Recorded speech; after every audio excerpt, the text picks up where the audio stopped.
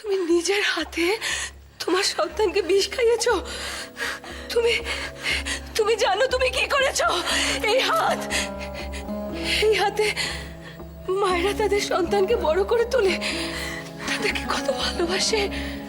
তুমি সেই হাতে, তুমি নিজের হাতে নিজের সন্তানকে বিষ খাইয়েছো। কি করে পারলে তুমি? কি করে? এসব মিথ্যে। এটাই সত্যি, এটাই সত্যি ঐশিকা, আর সম্ভবত পৃথিবীর সবচেয়ে অপ্রিয় সত্যি। কি করে সম্ভব হলো? তুমি এটা কি করে পারলে? কি করে পারলে বলো না, কি করে পারলে? যদি সত্যি হয় তাহলে আমারও বেঁচে থাকার কোনো অধিকার নেই।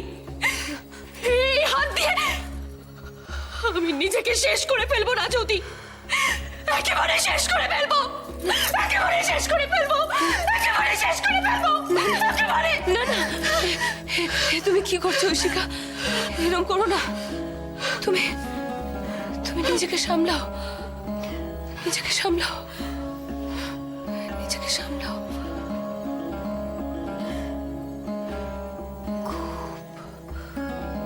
খুব তাড়াতাড়ি তোমার পতন,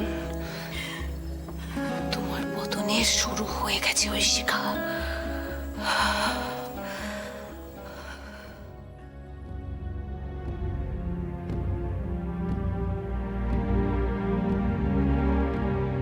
আমার রাজপ্রাসাদের ভেতরে ঢুকে আমার খনাকে কে বিষ দিল?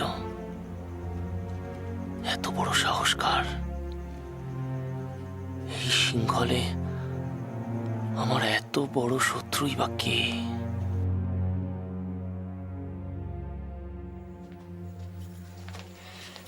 এই হাত দিয়ে আমি নিজের মেয়েকে বিষ দিয়েছি, এই হাত দিয়ে আমি নিজেকে শেষ করে ফেলবো। এখন আর এসব কথা বলে কি হবে ঐশিকা? একটা ছোট্ট বাচ্চাকে নিজের দায়িত্বে রাখতে পারলে না, তুমি আবার রানী কিসের? রানী হতে গেলে অনেক দায়িত্ব মাথায় নিয়ে চলতে হয়, সে কাজ এরকম অবহেলার নয়। নিজের সুবিধা মতো ঘুমিয়ে পড়লে, নিজের হাতে নিজের সন্তানকে বিষ খাওয়ালে। ছি ছি। কিন্তু দিদি, রাজপ্রাসাদের মধ্যে ঢুকে কেউ বিষ মিশিয়ে দিয়ে চলে গেল, এত বড় স্পর্ধা কার? সেটা তো আমিও ভাবছি উপদেশ্য, কিন্তু কেন জানি না আমার মনে হচ্ছে যে এই কাজটা করেছে সে এই মুহূর্তে রাজপ্রাসাদে থাকবে না, অন্তত নিজেকে বাঁচাবার জন্য। তুমি খবর নাও এই মুহূর্তে কে কে রাজপ্রাসাদে অনুপস্থিত।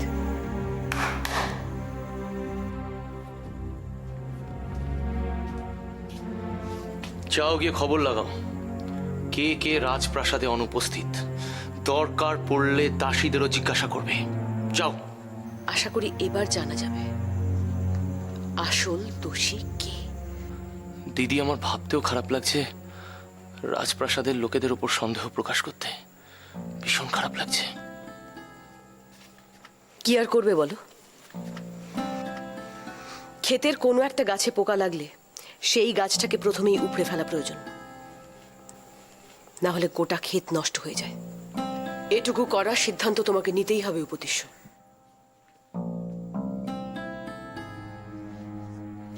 না মহারাজ। বলো, কি খবর আছে?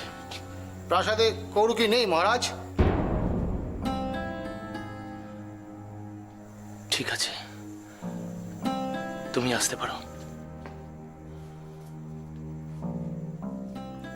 কৌরকি? ঠিক তাই উপদেশ্য, কৌরকি। কৌরকি তাহলে এই কাজটা করেছে। কিন্তু কিন্তু এটা কি করে হতে পারে? কৌরকি তো খনাকে ভীষণ ভালোবাসে, ও খনাকে কি করে বিষ দেবে? ভালোবাসা, স্নেহ, মমতা এগুলো সব একটা জায়গার পর গিয়ে শেষ হয়ে যায় উপদেশ্য। কৌরকিকে এই দেশ ছেড়ে চলে যেতে বলা হয়েছিল, সেই রাগে ও শেষ মরণ কামড়টা দিয়ে গেল এইভাবে। না না, আমি কিছুতেই মানতে পারছি না। কৌরকি এই কাজ কিছুতেই করতে পারে না। তুমি চুপ করো ঐশিকা, তুমি যা করেছো তারপর তোমার মুখে আর একটা কথাও মানায় না। কেন ভাবতে পারছো না? কেন ভাবতে পারছো না যে কৌরকি করেছে এই কাজটা? ও তোমার ছোটবেলাকার বন্ধু বলে? কৌরকির মতো মানুষ নিজের স্বার্থ ছাড়া আর কিচ্ছু বোঝে না। আমি এর আগেও বহুবার বলেছিলাম, তখন শোনোনি আমার কথা। এখন দেখলে তো আমার কথা না শোনার ফলটা কি হলো। কিন্তু দিদি, এখন পর্যন্ত এটা প্রমাণিত হয়নি যে কৌরকি এই কাজ করেছে। আমি মানছি উপদেশ, আমি মানছি এখনো প্রমাণিত হয়নি, কিন্তু আমি নিশ্চিত খনার ওষুধের পাত্রে বিষ কৌরকি মিশিয়েছে। ঐশিকার প্রাণের সই কৌরকি। কৌরকি প্রথমে খনার দায়িত্ব পালনে অসমর্থ হলো, খনা বিভীষণ উৎসবে চলে এলো। এখন তো মনে হচ্ছে ওইসব ইচ্ছা করেই করেছে। আর তুমি তুমি এত কিছুর পরেও তাকে ক্ষমা করে দিচ্ছিলে, তাই না? নাও এখন দেখো তোমার ক্ষমার কত বড় প্রতিদান সে দিল। এবারেও তুমি নিশ্চয়ই তাকে ক্ষমা করে দেবে, তাই তো? শোনো ঐশিকা, এবারে তুমি ওকে ক্ষমা করবে কি করবে না তাতে আমার কিচ্ছু আসে যায় না, কারণ এবার আমি ওকে আর ছেড়ে দেব না। দিদি, আপনি অনেকবার আমাদেরকে অনেক কিছু থেকে সাবধান করেছেন, কিন্তু আমরা আপনাকে অবজ্ঞা করেছি, আপনার কথা শুনিনি। পরে গিয়ে দেখা গেছে আপনি সত্য, আপনার কথাই ঠিক। আমাকে আমাকে ক্ষমা করবেন দিদি, আমি আপনাকে বুঝতে পারিনি। থাক উপদেশ, এখন আর এসব কথা বলো না। দেরিতে হলেও তুমি যে তোমার ভুল বুঝতে পেরেছো সেটাই আমার কাছে অনেক। এখন আমাদের একমাত্র চিন্তার বিষয় খনা। দিদি, আমি আর কিছু ভাবতে পারছি না দিদি, কিছু ভাবতে পারছি না। আমি ভাবতাম এই রাজপ্রাসাদে সবাই খনাকে ভালোবাসে, কিন্তু আমি ভুল ছিলাম। আমি ভাবতাম ঐশিকা হয়তো, কিন্তু না, সেখানেও আমি ভুল। ঐশিকাও খনাকে এক ফোঁটা ভালোবাসে না। দিদি, আমার এখন এদের উপর ঘৃণা ধরে গেছে দিদি, ঘৃণা।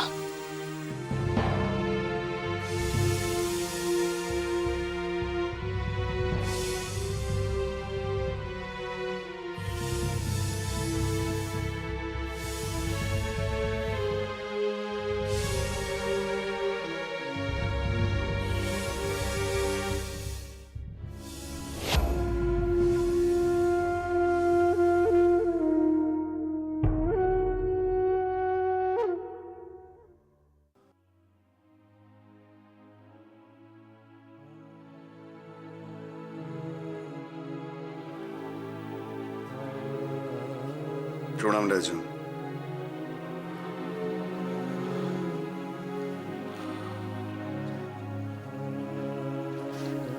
পুরোহিত মশাই, কি হয়েছে রাজন? আপনাকে এরকম দেখাচ্ছে কেন? কি হয়েছে কি আপনার? পুরোহিত মশাই, আমার খনাকে কেউ বিষ দিয়েছে। কি বলছেন কি রাজন? রাজকুমারীকে কে বিষ দেবে? আমি জানি না।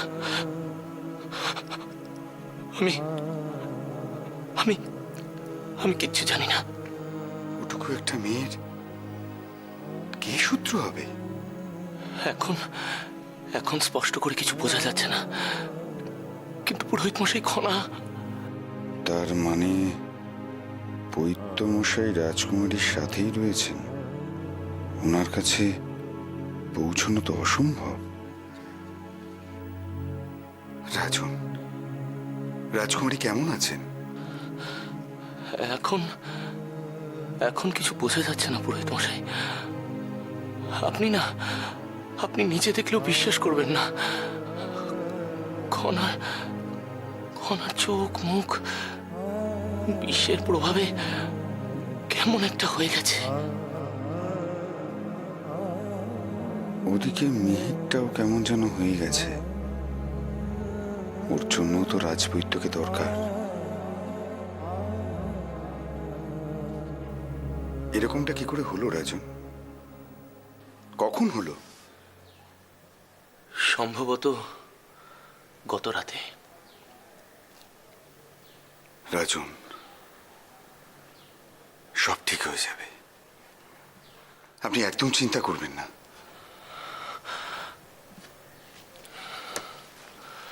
পুরোহিত মশাই, আমার খুব দুশ্চিন্তা হচ্ছে। বড় একা লাগছে পুরোহিত মশাই। মহানামাও আমার সঙ্গে নেই। প্রধানমন্ত্রী মশাই গোটা রাজকার্য নিয়ে ব্যস্ত হয়ে পড়েছে। এমন কাউকে পাচ্ছি না যার সঙ্গে আমি পরামর্শ করতে পারি। রাজন, আমি তো আছি আপনার পাশে। আমার দিক থেকে যা যা করণীয় আমি সব করতে রাজি আছি রাজন। মহারাজের এই অবস্থায় আমি বলি কি করে মেয়ের কথা? আমি কি করব? কার কাছে যাব? কোথায় গেলে ভরসা পাবো? পুরোহিত মশাই, আপনি আছেন বলে এখনো ভরসা পাই। রাজন, রাজকুমারীর মঙ্গলের জন্য আমি সব রকম পূজা দিতে প্রস্তুত, কিন্তু আমার একটা কথা মনে হচ্ছে, রাজকুমারীর কুষ্টি বিচারের প্রয়োজন আছে রাজন। কুষ্টি বিচার? হ্যাঁ রাজন, আপনি রাজকুমারীর কুষ্টি রাজ জ্যোতিষীর কাছে পাঠান। আমার দূরদর্শিতা বলছে রাজকুমারীর উপর কারোর কুনজর পড়েছে, তাই ওর উপর দিয়ে একের পর এক দুর্ভোগ যাচ্ছে। আপনি বোধহয় ঠিকই বলেছেন। খনার কুষ্টি বিচারের প্রয়োজন। কিন্তু আমি এখন কি করব পুরোহিত মশাই? আমার মাথায় তো কিছুই ঢুকছে না। পুরোহিত মশাই, খনার যদি কিছু হয়ে যায় আমি কি করব পুরোহিত মশাই? খনা আমার একমাত্র সন্তান। আমি আপনার কষ্টটা বুঝতে পারছি রাজন, অনুভব করছি, কারণ আমিও এক সন্তানের পিতা। তাই সন্তানের যখন কিছু হয় তখন পিতার মনে কি হয় সেটা আমি অবশ্যই বুঝতে পারছি রাজন। আমি তো এবারে পাগল হয়ে যাব পুরোহিত মশাই। সব মানুষের সহ্য করার একটা সীমা থাকে। আমি সেই সীমা পার করে গেছি। রাজন, আপনি নিজেকে সামলান। এই অবস্থায় আপনি যদি এভাবে ভেঙে পড়েন তাহলে বাকিদের কি হবে রাজন? আমি একবার জিজ্ঞাসা করব রাজবৈদ্য কোথায় আছেন? না, তার চেয়ে বরং ভালোভাবে অনুমতি নিয়ে আমি নিজেই অন্দরমহলে দেখে আসি। একটা কথা বলবো রাজন? বলুন। আমি জানি না এই কথাটা এই সময় বলা কতটা যুক্তিযুক্ত হবে, তবুও বলছি। না, আমি কি করছি? নিজের সন্তানের জন্য আরেকজনের সন্তানের প্রাণকে তুচ্ছ কেন করছি? এ তো ব্রাহ্মণের নীতি নয়। না, আমি করতে পারবো না। কি হলো? কিছু বলবেন বলছিলেন? হ্যাঁ রাজন, আমি বলছিলাম যে আপনার যদি কোনো প্রয়োজন হয় তাহলে অবশ্যই আমাকে স্মরণ করবেন। আমি যেখানে থাকি, যে পরিস্থিতিতে থাকি, আমি আপনার কাছে চলে আসবো রাজন। ব্রাহ্মণের ধর্মই ত্যাগ। আমার সকল ব্যথার মাঝে আমি যদি আপনার কোনো উপকারে আসতে পারি আমি নিজেকে ধন্য মনে করবো রাজন। শুনেও ভালো লাগলো পুরোহিত মশাই, শুনেও ভালো লাগলো। প্রকৃত আপনজন এই কথা বলে না। আমি জানি আপনি আমার জন্য, আমার ছোট্ট খনার জন্য কতটা সমব্যথী। আমি শুধু সমব্যথী নই রাজন, আমি ভুক্তভোগী। নিজের সন্তানের জন্য যখন তার পিতা চেয়েও কিছু করতে পারে না, তার যন্ত্রণা যে কি চরম তা বোধহয় আপনি বুঝতে পারছেন। আর আপনি তাও আমাকে বলছেন, আমি কাকে বলবো রাজন? আপনি চিন্তা করবেন না রাজন, দেখবেন সব ঠিক হয়ে যাবে। প্রণাম রাজন।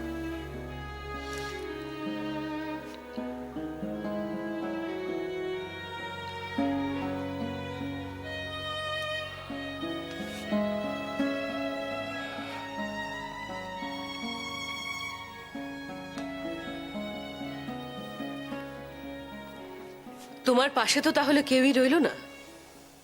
কি হবে এবার তোমার?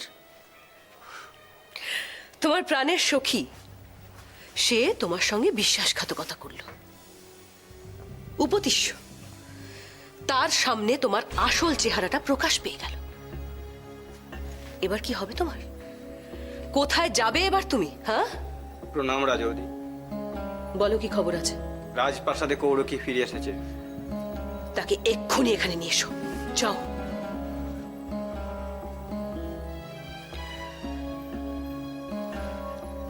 এবার দেখি কৌরকিকে কে বাঁচায়। আমি তার জন্য এমন শাস্তির ব্যবস্থা করব যে স্বয়ং ভগবানও ভয় পাবেন তাকে রক্ষা করতে। এই তো আপনি, সারা প্রাসাদে হুলুস তুলুস কাণ্ড। কেন, কি হলো? খনার কি কোনো? হ্যাঁ, রাজকুমারীকে বিষ খাইয়েছে, তাই সারা প্রাসাদে তোলপাড় করা হচ্ছে। আপনাকেও খুঁজছে। আমাকে? আমাকে এই মুহূর্তে জরুরি তলবটা কে করছে? সকলেই করছেন, বিশেষত রাজৌদি। দিদি? দিদি আমাকে কেন খুঁজছেন, এর কারণটা কি তুমি কিছু জানো? না, মানে ঠিক আছে, তুমি যাও, আমি আসছি এক্ষুনি।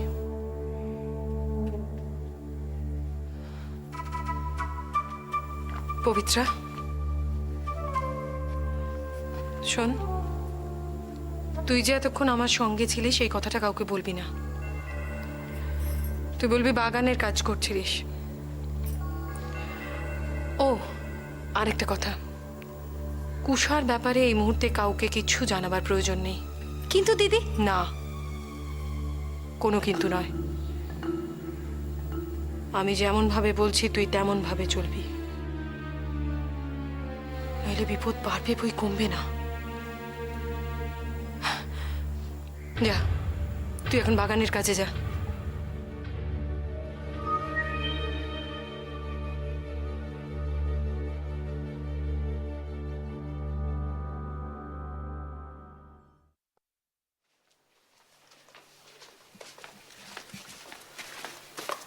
প্রণাম প্রধান দেবসাই। প্রণাম। আপনি কি কিছু শুনেছেন? হ্যাঁ, মানে শুনেছি, মানে সম্পূর্ণ কিছু নয়। কি কি হয়েছে? আমিও কতকটাই শুনলাম। আমি এই মুহূর্তে মহারাজের কাছ থেকে আসছি।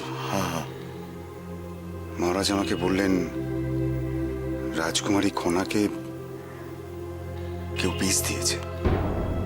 বিষ? কি বলছেন কি? আমি তো সেরকমই শুনলাম,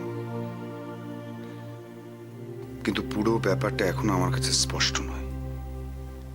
মহারাজ অত্যন্ত ভেঙে পড়েছেন, তাই আমার মনে হয় এই সময় আমাদের ওনার পাশে থাকা বিশেষভাবে প্রয়োজন। হ্যাঁ রাজপুরোহিত মশাই,